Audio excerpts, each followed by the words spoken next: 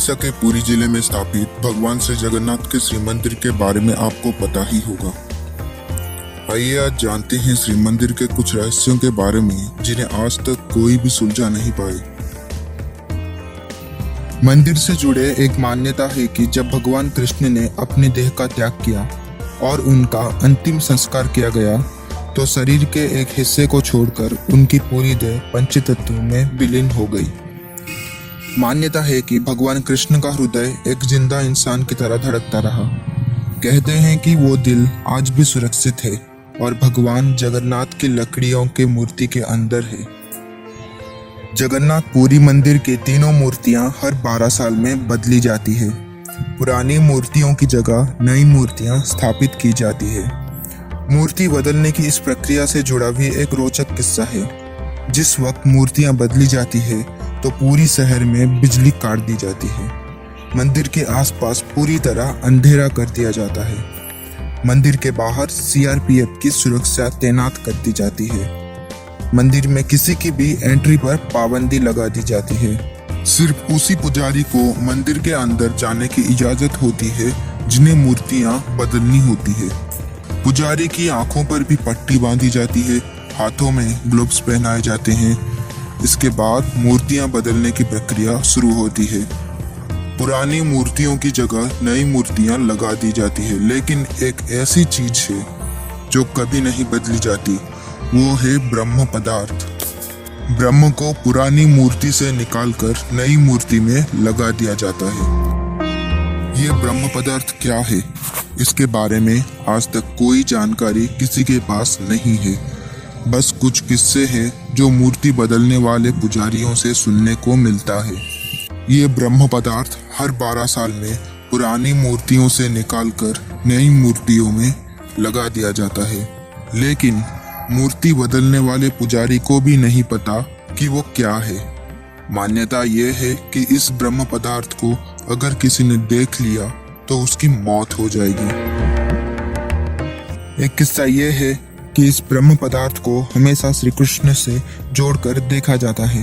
मूर्ति बदलने वाले कुछ पुजारियों ने बताया है कि जब ब्रह्म पदार्थ पुरानी मूर्ति से निकालकर नई मूर्ति में डालते हैं तो हाथों से ही ऐसा किया जाता है। उस वक्त ऐसा लगता है कि हाथों में कुछ उछल रहा है, जैसे खरगोश उछल रहा हो। कोई ऐसी चीज है जिसमें जान है, क्योंकि हाथ में दस्ताने होते हैं, इसीलिए उस पदार्थ के बारे में ज्यादा एहसास नहीं हो पाता है। यानी ब्रह्म पदार्थ किसी जीवित पदार्थ होने की कहानियां जरूर हैं, लेकिन इसकी हकीकत क्या है ये कोई नहीं जानता। जगन्नाथ पुरी मंदिर समुद्र किनारे पर है। मंदिर में एक सिंह द्वार है। कहा जाता है कि जब तक सिंह द्वार में कदम अंदर नहीं जाता तब तक समंदर की लहरों की आवाज सुनाई देती है, लेकिन जैसे ही सिंह द्वार के अंदर कदम जाता है लहरों की आवाज गुम हो जाती है। इसी तरह सिंह द्वार से निकलते वक्त वापसी में जैसे ही पहला कदम बाहर निकलता है समंदर के लहरों की आवाज फिर आने लगती है। ये भी कहा जाता है कि सिंह द्वार में कदम रखने से पहले आसपास जलाई जाने वाली चिताओं की गंध भी आती है, लेकिन जैसे ही कदम सिंह द्वार के अंदर हो जाता है ये गंध खत्म हो जाता है। सिंह द्वार के ये रहस्य भी अब तक रहस्य ही बने हैं। आमतौर पर मंदिर, मस्जिद या किसी बड़ी इमारत पर पक्षियों को बैठे हुए देखा जाता है, लेकिन जगन्नाथ मंदिर पर कभी किसी पक्षी को उड़ते हुए नहीं देखा गया। कोई पक्षी मंदिर परिसर में बैठे हुए दिखाई नहीं देते। यही वजह है कि मंदिर के ऊपर से हवाई जहाज, हेलीकॉप्टर के उड़ने पर रोक लगाई गई है। मंदिर के शिखर पर जो झंडा लगा है उसे लेकर भी बड़ा रहस्य है। इस झंडे को हर रोज बदलने का नियम है। मान्यता है कि अगर किसी दिन झंडे को नहीं बदला गया तो शायद मंदिर अगले 18 सालों के लिए बंद हो जा सकता है। इसके अलावा ये झंडा हमेशा हवा की विपरीत दिशा में उड़ता है। ऐसा क्यों होता है ये एक रहस्य बना हुआ है। मंदिर के शिखर पर ही अष्टधातु निर्मित सुदर्शन चक्र है, जिसकी ऊंचाई 20 फीट और वजन 1 टन के आसपास है। इस चक्र को नील चक्र भी कहा जाता है और मान्यता के अनुसार इसके दर्शन करना बहुत शुभ माना जाता है। इसकी खास बात यह है कि यदि आप पुरी के किसी भी कोने से खड़े होकर किसी भी दिशा से इस चक्र को देखेंगे तो वो हमेशा आपके सामने बिल्कुल सीधा ही नजर आएगा। विज्ञान की इस नियम को तो आप जरूर जानते ही होंगे कि जिस वस्तु पर रोशनी पड़ेगी उसकी छाया भले ही आकार में छोटी या बड़ी बनेगी जरूर। लेकिन सृष्टि के पालनहार भगवान जगन्नाथ के मंदिर का ऊपरी हिस्सा विज्ञान के इस नियम को चुनौती देती है, क्योंकि दिन के किसी भी समय इसकी परछाई नजर नहीं आती। अक्सर समुद्री इलाकों में हवा का रुख दिन के समय समुद्र से धरती की तरफ होता है, जबकि शाम को उसका रुख बदल जाता है, वह धरती से समुद्र की ओर बहने लगती है। लेकिन यहाँ भगवान जगन्नाथ की माया इसे उल्टा कर देती है और दिन में धरती से समुद्र की ओर, वो शाम की हवा समुद्र से मंदिर की ओर बहती है, यानी धरती की ओर हवा का बहाव होता है। कहा जाता है कि जगन्नाथ मंदिर में दुनिया की सबसे बड़ी रसोई है। इस रसोई में 500 रसोइये और 300 उनके सहयोगी काम करते हैं। इस रसोई से जुड़ा एक रहस्य ये है कि यहाँ चाहे लाखों भक्त आ जाएं, कभी प्रसाद कम नहीं पड़ा। लेकिन जैसे ही मंदिर का दरवाजा बंद होने का वक्त आता है, प्रसाद अपने आप खत्म हो जाता है, यानी यहाँ प्रसाद कभी भी व्यर्थ नहीं जाता। इसके अलावा मंदिर में जो प्रसाद बनता है वो लकड़ी के चूल्हे पर बनाया जाता है। यह प्रसाद 7 बर्तनों में बनाया जाता है। 7 बर्तनों को एक के ऊपर एक करके एक साथ रखा जाता है, यानी 7 बर्तने चूल्हे पर एक सीढ़ी की तरह रखे होते हैं।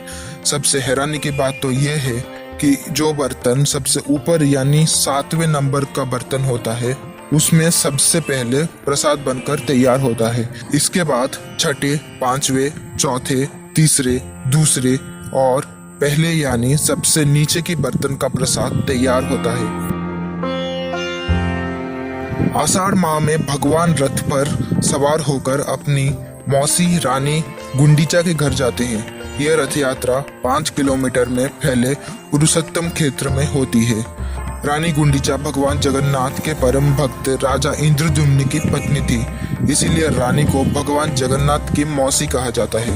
अपनी मौसी के घर भगवान 8 दिन रहते हैं। आषाढ़ शुक्ल दशमी को वापसी की यात्रा होती है। भगवान जगन्नाथ का रथ नंदीघोष, देवी सुभद्रा का रथ दर्पदलन और भाई बलभद्र का रथ तालध्वज है। भगवान जगन्नाथ, उनके बड़े भाई बलराम और बहन सुभद्रा के रथ को कोई भी भक्तगण खींच सकता है। उसका नमूना आपको हर साल रथ यात्रा में देखने को मिल सकता है, क्योंकि हर साल भगवान के रथ को खींचने के लिए भक्तों में भीड़ लगी रहती है।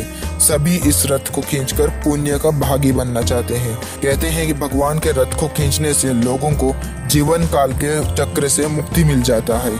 अगर हिंदू धर्म की बात करें तो भगवान के लिए सभी एक समान हैं, इसीलिए रथ यात्रा में किसी धर्म, जाति विशेष जैसे चीजों के स्थान नहीं दिया जाता है।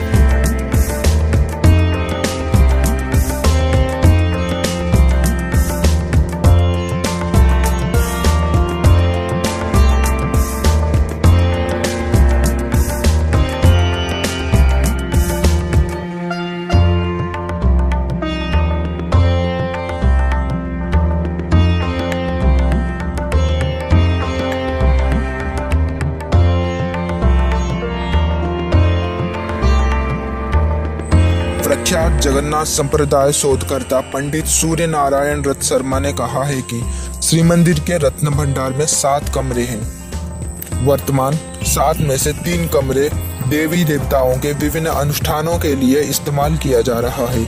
इन 3 कमरों में भगवान जगन्नाथ के सुनावेश के दौरान इस्तेमाल होने वाले गहने और कीमती सामान रखे गए हैं।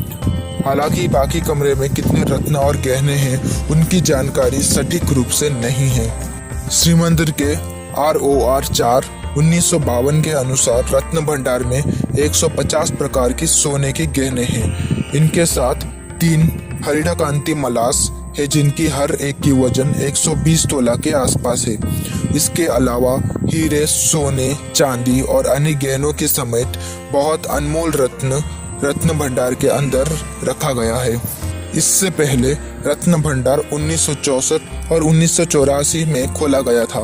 रिपोर्ट्स में कहा गया है कि एएसआई ने 1984 में रत्न भंडार के दरवाजे खोलने के दौरान प्रतिकूल स्थितियों का सामना किया था। 2 दरवाजे खोलने के बाद एएसआई के अधिकारियों को जहरीले सांपों की भयावह आवाज सुनने को मिले थे। अंत में एएसआई ने डर से दरवाजे नहीं खोलने का फैसला किया। रिपोर्ट्स में कहा गया है कि रत्न भंडार पर प्रतिबंध है क्योंकि वहां बहुत कीमती रत्न और गहने रखे गए हैं। केवल 3 व्यक्ति ही खजाने की चाबी के हकदार हैं, जबकि एक चाबी पुरी गजपति के पास है, एक चाबी श्री जगन्नाथ मंदिर प्रशासन और एक चाबी आधिकारिक भंडार मेकअप के पास है। देवताओं के विशेष अनुष्ठानों के लिए एसजेटीए के नोटिस के बाद ही भंडार खोला जा सकता है। गहने रत्न भंडार से लाए जाते हैं और पूरी गजपति महाराज और एसजेटीए की प्रतिनिधियों के उपस्थिति में अंदर रखे जाते हैं।